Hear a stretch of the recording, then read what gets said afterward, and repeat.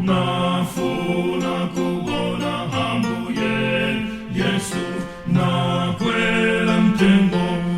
wankuyu popeza analinujua fupi Zakayo tsikale lolino ndikaja nawe nyumba yako chipulumutso chafikira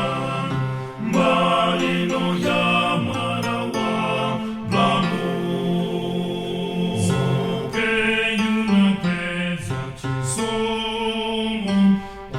kukumana nembuye Yesu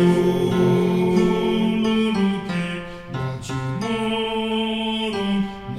kala mfulu mwana wa Adamu